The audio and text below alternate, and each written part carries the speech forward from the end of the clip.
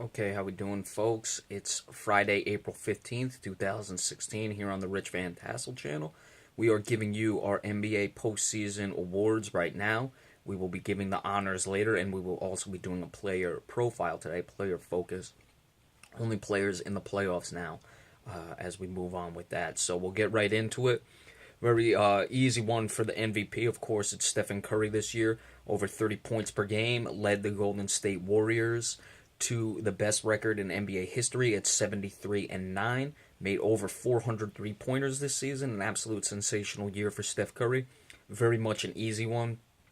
Obviously, a guy like a Russell Westbrook, you would have to consider just because how dynamic he is. LeBron James always in the discussion, but head and shoulders, it's Steph Curry this year for the league most valuable player.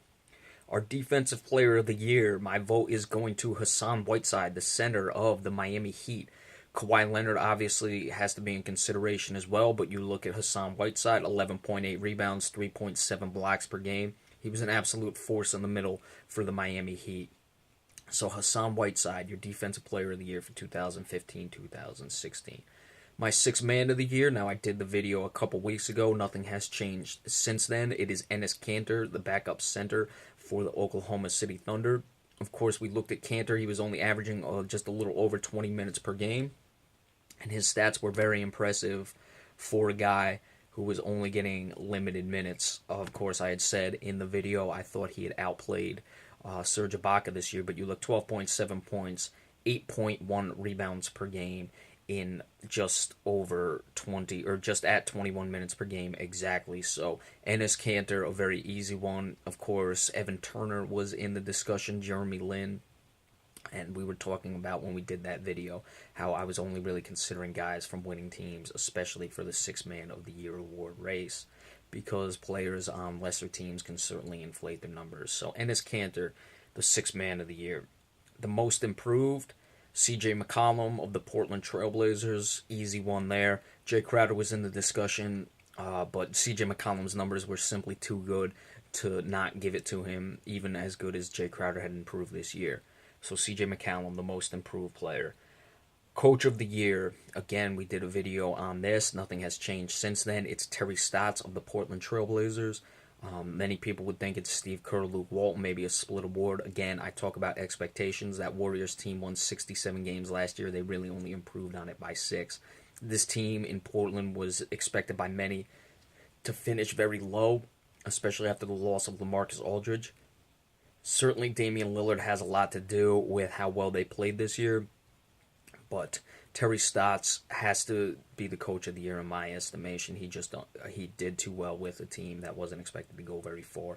Brad Stevens we discussed, but again the Celtics, while they got a few more wins than I may have expected, they're basically right there. I had them around 5-7. So Terry Stotts, the coach of the year. The rookie of the year, almost as easy as the MVP, Karl Anthony Towns. Sensational year this year for Karl Anthony Towns. We'll bring up his stats real quick.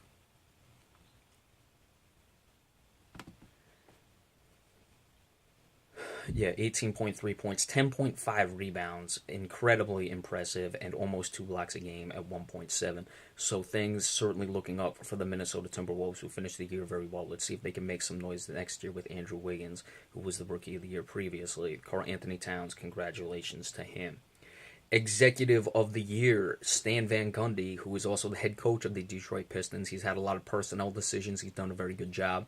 They brought in Marcus Morris during the season. I liked Reggie Jackson, how he played all year, and that team is finally going to the playoffs for the first time since 2009. Stan Van Gundy, your Executive of the Year. And the Tymon Stokes Award, which is the Teammate of the Year. Maybe this is a bit biased. I'm giving it to Paul Pierce of the Los Angeles Clippers.